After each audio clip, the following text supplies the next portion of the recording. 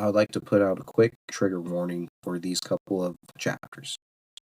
We do get into a little bit of alcoholism, theorizing by me, just by some words that were put on by the author, as well as some mentions of self harm. Just wanted to give a quick heads up. If anybody out there is struggling, please reach out. There are resources out there to help everyone without having to hurt yourself. Again, we don't get too descriptive, but there are mentions. Thank you for listening. Hello, welcome back to the Tears of Fire podcast where I go over the Last Dragon Chronicles by Chris DeLacy, and today we'll be covering the chapters 5 through 8 of The Fire Eternal. Thank you for joining. I hope you had a safe flight in and hit no turbulence. With that, let's get into the episode.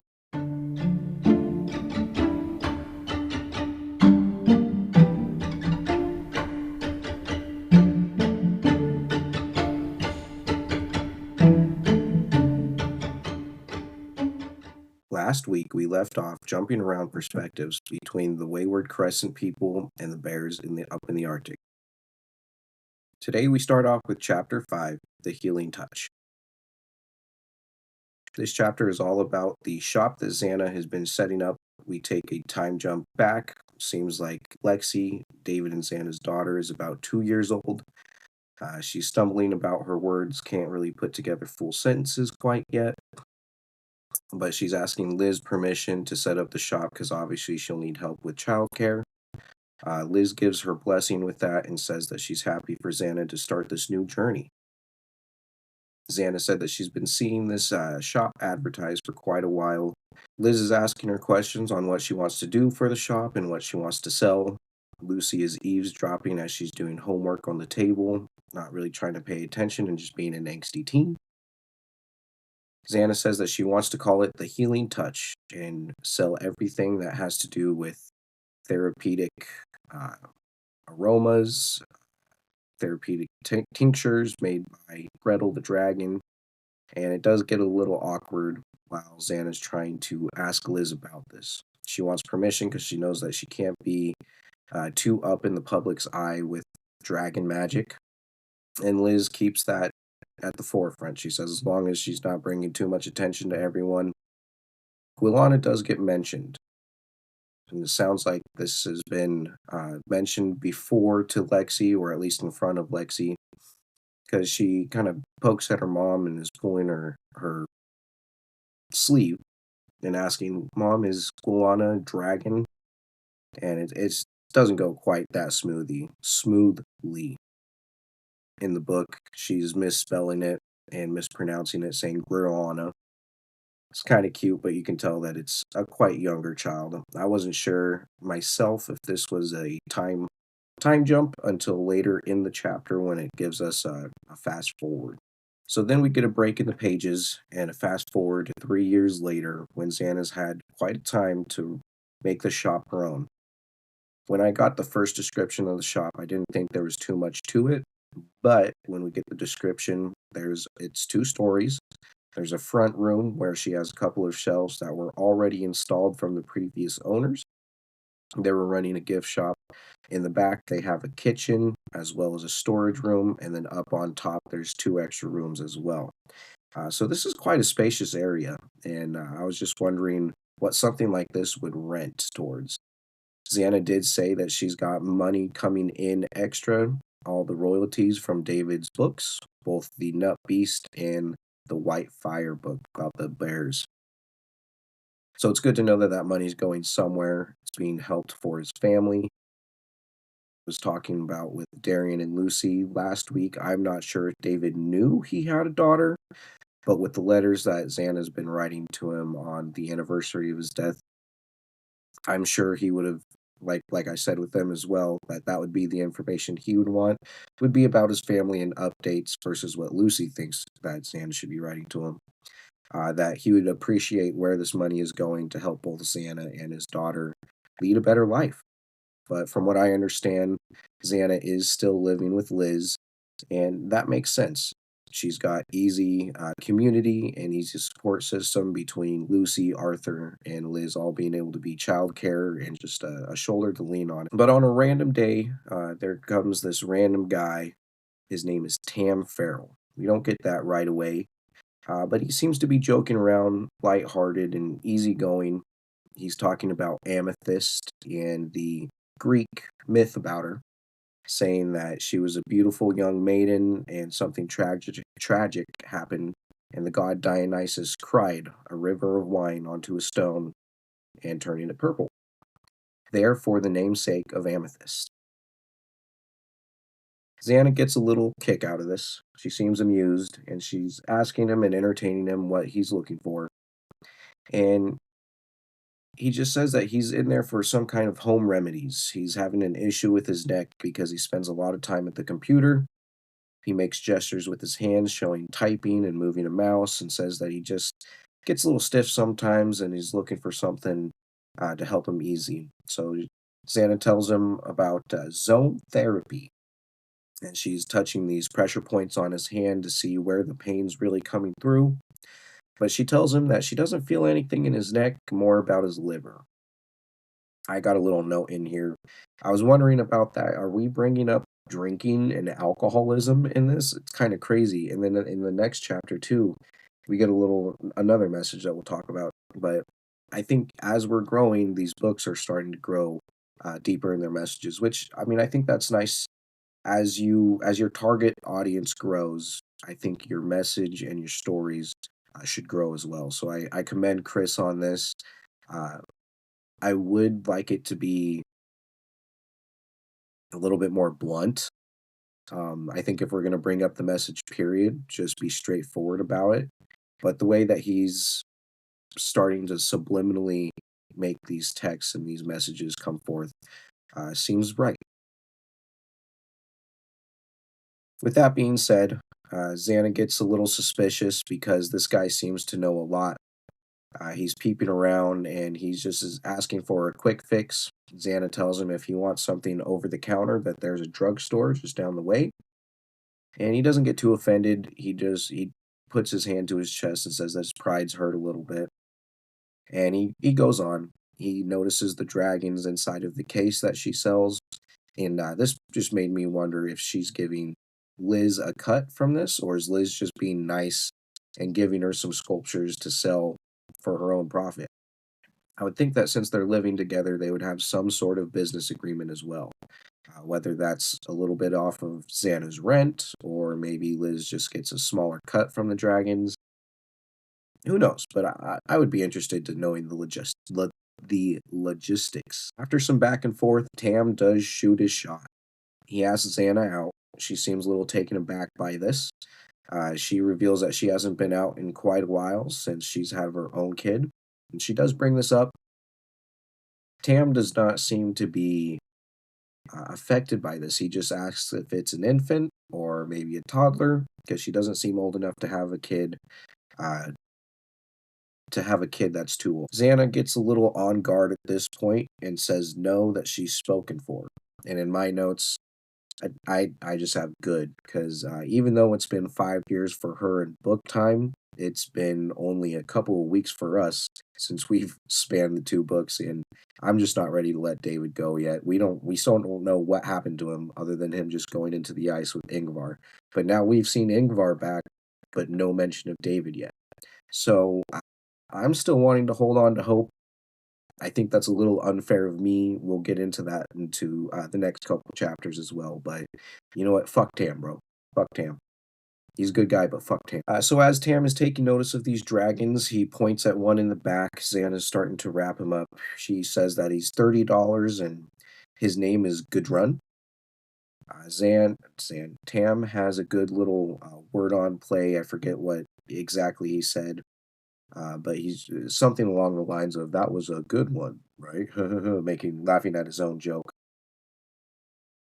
Tam is smooth though. On his way out, he does invite Xana out still, and he says to bring her partner if he's available.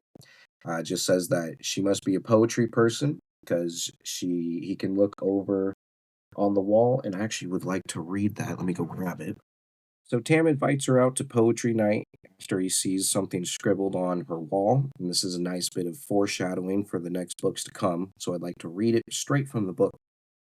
It says, "Until the stars have blinked their last, wherever on this earth you walk, he will arouse, excite, inspire, my Valentine, my one dark fire." And we know that Dark Fire is the next book in the series, which happens to be my favorite of the whole thing. Book five of the books of the seven book series. He does say that there's no strings attached, and he seems genuine, seems like a good guy. Xana doesn't really take it to heart, though. She closes out the shop and starts heading home for the day. And that's also the end of chapter five. It's a sweet chapter. It makes me feel a little bit bad for Xana because obviously there's a lot of grief that goes into that. We were just coming off of the heels of Valentine's Day, which is David's death anniversary as well. So there's still, I'm sure she's jumbled up in a bunch of emotions, and every time she looks at Lexi, she's going to see David as well. And that's mentioned in the chapter that there's a little part of David in her, and she doesn't want to give that up just yet. There's something to be said for a healing journey on everyone. Everyone's going to be ready at different points, but if a partner's no longer in the picture, I don't think that should stop someone from moving on with their life. Especially in this case where David has had no form of communication, if he's even alive. Again, we don't know. There's been no word, there's just been hope and prayers since his three dragons, Gadzooks, Graith, and Golly Gosh, are all still active at the Penny Kettle House. That brings us into chapter 6, A Gift for the Garden. Liz, Xana, and Lucy are all heading to a store, gather things for both the shop and just the household. They're talking about the interaction between Tam and Xana. Liz seems to be entertained by it, saying that Xana is an attractive young lady still at the age of 25. Xana has to correct her and say that she's 26. It's all semantics, really. It doesn't really matter. Uh, but Lucy and I are on the same page. She seems to be annoyed, doesn't really want to hear about Tam, period. She gets a, wouldn't necessarily upset, but I would say just that teenage angst once Xana does admit that he was handsome in his own way. She could tell that he was educated and had some street smarts about him, which is in every form of media I've ever consumed, those things don't go hand in hand. An educated man and a street smart man. Uh, I think every guy would like to believe that he's that perfect blend himself, but it'd be interesting to see someone of that nature. Xana does confirm that her commitment is still to David, though, saying that she has no feelings and does not wish to pursue this. There's a little confrontation between Xana and Lucy. Xana saying that David is gone and not coming back, and Lucy saying that she just doesn't believe enough. During this whole conversation, Liz has to play essentially referee. She has to tell both Xana and Lucy to knock it off, but that Xana deserves to have her own life and she should go to poetry night. Xana gets a little wary though and says that Tam knew a little too much about her, knew too much about what she did, too much about her process already, and that she got weird vibes. During this conversation, the narrator of the book itself lets us know that there's been very strange weather all around. Comments are made by Liz and Xana. Xana brings to attention that this is just Gaia fighting back. But my question is, what is Gaia fighting back from? I thought we got rid of Grackle, or not necessarily got rid of him, but he flew into the portal of the Fane world. And since we didn't bring back the dragons, our world should not be in any danger whatsoever. Which, in my mind, would mean that Gaia should be happy. Unless the goddess Gaia was planning on bringing the dragons back, and now the balance is just off whack entirely. So what is she trying to fight back from is my question. We do know that the goddess Gaia is real, at least in the story. So I we haven't seen her since the beginning of book two though, and I would love to have some kind of interaction. Now that Lucy's on the older side, she might not be able to anymore. I know in our own reality, there's a lot of beliefs that when you're younger and a child or even animals, are more sensitive to the supernatural side of things and are able to maybe not see, but feel and be aware of other presences around us. And so my mind immediately goes to Lexi, the daughter. Now that she's starting to become her own, she's going to be either 5 or 6 years old now. Actually, she'd be 5 years old. She might be in tune, and being a child of both Xana and David, she's gotta have some gnarly abilities. There hasn't been any mention of it yet, but I'm sure that if Gaia was to channel herself through someone, it's gotta be this little kid. We get an interaction between Liz and Xana. They find a little 12-inch door that is for the gardens. Xana says she doesn't need that for the shop, so why is Liz getting it? And Liz gets a little playful smile and says it's for the fairies. Xana rolls her eyes and says that Lexi doesn't need any more presents. She's spoiled enough as it is already, being the only child in the household. After that, Liz and Xana go to find Lucy at the cafe within the store and find her texting on the phone. They walk up and startle her, and Lucy starts walking away to the car, upset that she almost got caught. In her texts, we find that she's in contact with the dude, Tam. And Tam is the news reporter from the previous episode that we were talking about with Darian and Lucy that is trying to get more information on David. So he's a setup. And he says that he's thankful for the information. He's trying to get more from Xana. He's not trying to be too obvious about it.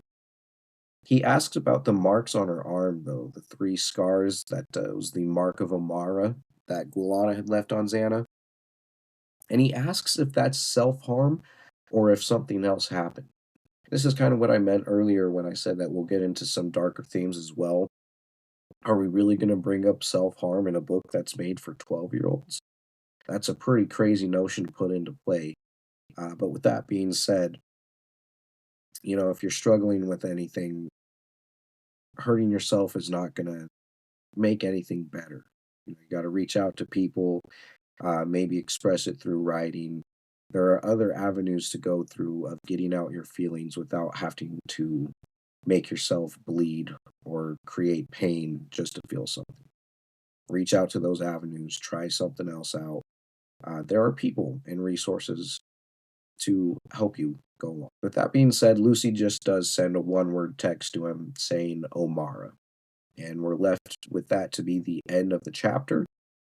Makes me wonder what Tam's going to do, if he's going to do some research on Omara for the Inuit stuff and see where this legend comes from, or if he's just going to ask Xana about it. I think if he does that, the latter, he asks Xana without doing any kind of research, might freak her out even more and might not be so good in the long run. Chapter 7, Arctic Ice Cap, no specific region. I wrote BTB, back to the bears. But we get another flashback. We get this bear's name is Avrel. He's walking around and he noticed that he's being followed. He's got his scent around him and he can't really pinpoint it too much. He's facing out to where there's some ice caps flowing down into the ocean that are separated by a couple, like I'd say 10 or 20 feet. And he's following the smell. And once he finds it, he finds the specific ice cap that he's on. And there's a creature that he believes he had never seen before. And this creature starts talking to him. It says that it's a little blue creature with a tail that's about half the length of its body and very fluffy.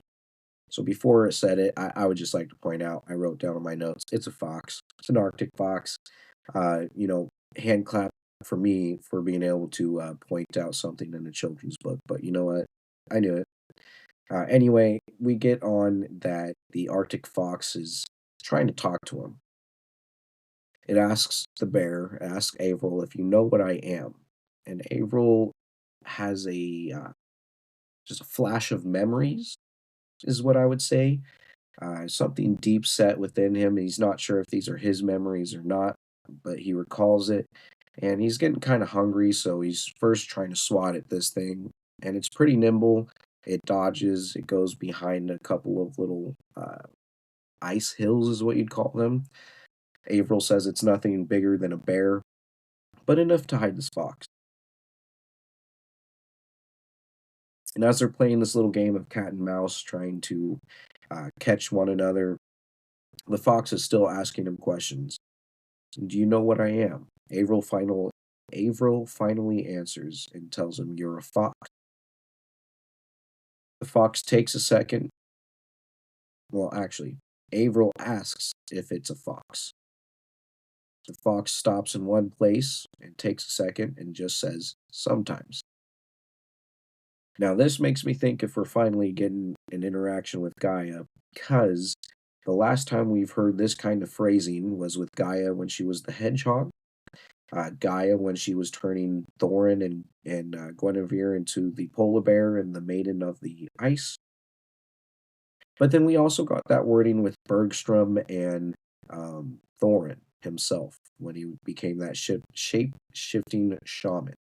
We're gonna get a sort of answer, is what I'm gonna say in the next coming part, but it's not for a while, because Averill during this time is starting to get more and more memories just flooded into him. He's shown memories of the 9 great bears, the wars between bears and humans, and the story of the Mark of Amal. He's following this fox a little bit further and comes to a huge ice cap, and he sees the footprints change in the snow.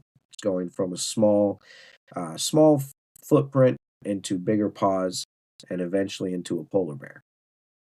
The scent is changed into a big, strong animal. Avril looks up and he's greeted by the bear Ingvar. Ingvar tells Avril that he is the son of Laurel, the storytelling bear, and he is now his chosen storyteller. He asks him to join his journey and bear witness to the story they're about to tell. After that, though, we do get another flash forward into current time months later, where Ingvar and Avril are traveling alone and following what Avril thought was clouds for a second. Ingvar tells him to look harder and focus. He sees that these are spirits of the Inuit people traveling through the sky, and every time he tries to paw at them, they just turn to fog and dissipate. But they're traveling with these people, and once they get to a certain spot in the ice, they all stop and start beating drums and giving out an Indian cry slash prayer. Ingvar takes a second and he starts beating the ice along with the beats of the drum. And once there was a hole big enough created in the ice, water starts spouting very, very high and splashing everywhere. Averil's a little bit freaked out, and then out pops out what to me was described as a mermaid. And this threw me through a loop because I don't remember mermaids, period, in this story. But it made a little bit more sense later what followed. It's actually the sea goddess Sedna from the Inuit story that we had learned during Firestar. That was the maiden that was stolen from her tribe. And in order to get back, she cut off her fingers, and the fingers became a whale, a seal, a walrus, and a fish, I believe. And then they they were never sure as to what happened to her, and they just say that she is the sea goddess now. And so if there's only one mermaid, it makes me feel a little bit better because I didn't remember this shit at all. I also don't remember what her role is in this period. What are they going to get from Sedna that they couldn't get from somewhere else? Why does David? Well, we don't even know if this is David yet. I'm just assuming because Ingvar came back. But it's we don't know why Ingvar or Avril even need the power of the sea goddess. As we know, the Tooth of Ragnar, the island, with Gwaine on it, went into the depths of the ocean. So unless they're trying to raise that, but I can't see that done, uh, without some form of other magic. Which I mean, I guess that can make sense if you're calling upon the sea goddess. But nah, I don't know. I got all kinds of lost. So that's going to bring us to the end of that chapter into a chapter 8, a meeting of minds. We start off this chapter with a description of the dragon, Willen. I have down here in my notes that he's the ultimate house dragon. It says that there is kind of a hierarchy, like when I had my guest on, Kaylee, she was saying that she was a little disappointed that all dragons are cool and, they should all be on the same existence just because they are dragons. But in this chapter, it goes on to explain that there are dragons like Gadzooks, Golly Gosh, Grayeth, Gretel, that have these magical abilities. And even Gruffin, who Gruffin is the security dragon, has a couple of abilities, even though he's not, like magical per sense. But he can grow and has his own little security books. But Gwilyn himself is what they call a snuffler, and he's essentially just a cleaner. It says that this house is almost immaculate. Liz doesn't have to do any kind of dusting or vacuuming or sweeping of any sort, and he does such a good job that he's been able to take on more responsibilities like feeding Bonington. Sometimes he'll hang up the wash as well to dry. I could only imagine, and he says that he does this in order for Liz to run the household better.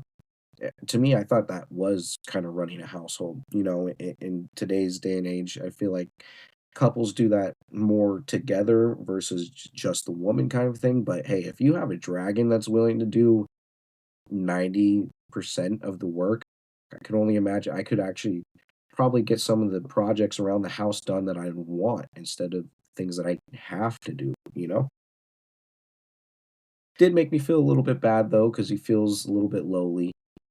But what we did get is during his cleaning a few weeks ago, he witnessed when Gwendolyn came and scanned Xana's letter and took it over to Lucy.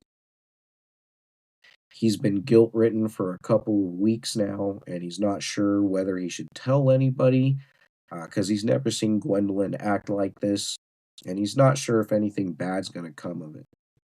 And he doesn't say anything to any of the dragons until the work around the house is starting to slip. And not that anybody's saying anything to him himself, but he's starting to feel bad with his own job starting to slide that he needs to tell someone.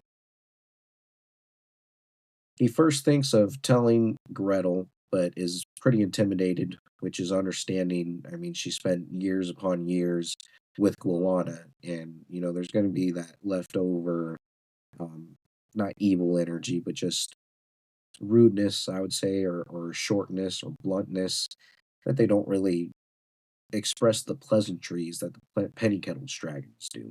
Gwilyn first decides to go tell Golly Gosh, the healing dragon.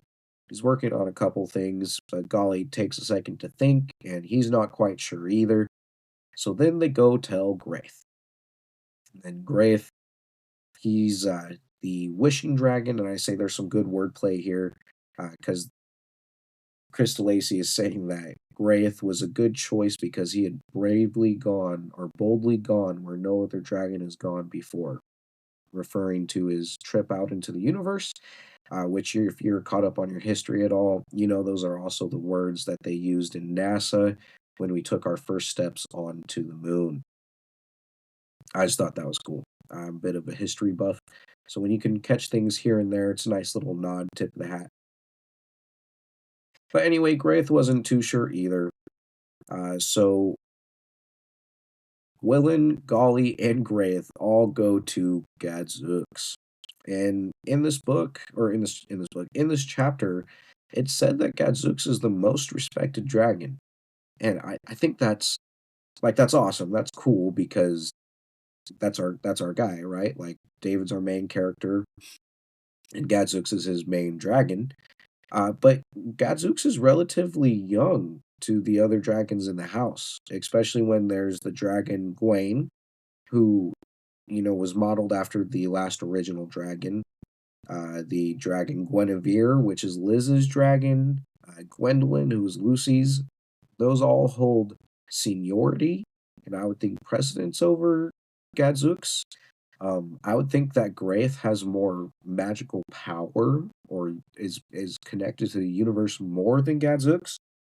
So, in order for Gadzooks to be the most respected dragon in this, to me, is very interesting. I would like to know what went into that, especially within these last 5 years, for him to still be regarded as that is crazy.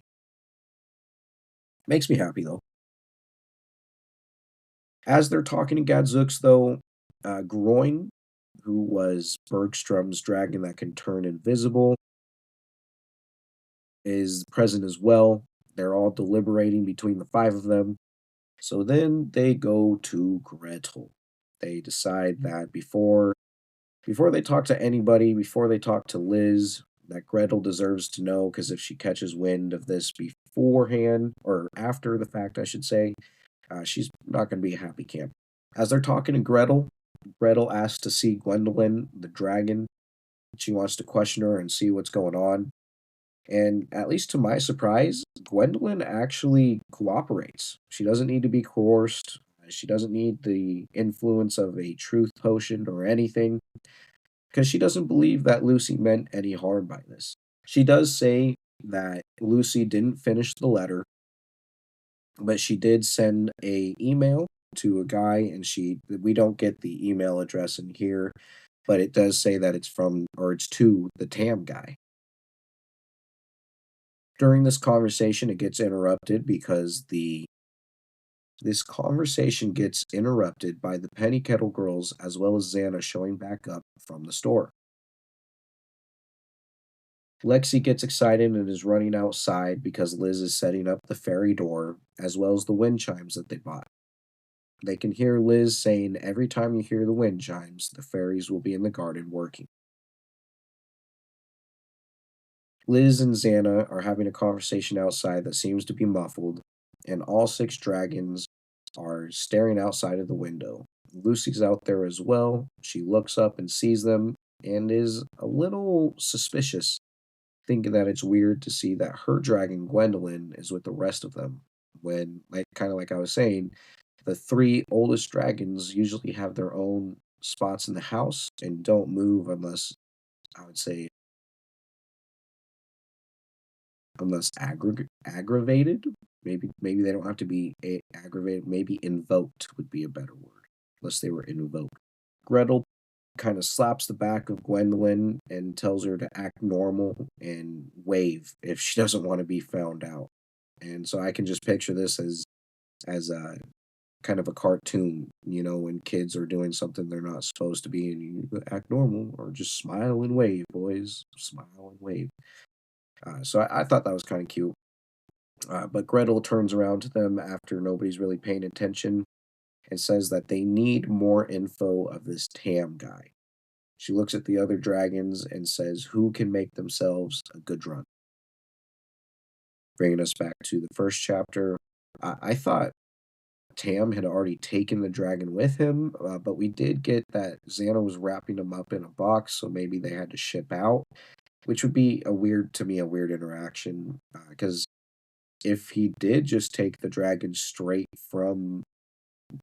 uh, straight from Xana's shop, then how are those dragons gonna get over to Tam's house? They don't know where he lives, they don't have an actual address, they just have an email address, and, unless Xana's gonna start dating this dude and going over there more, but I can only imagine Xana's a smart girl. I would think that she would find or she would put 2 and 2 together that this Tam guy is a reporter and trying to get more information on David than anything.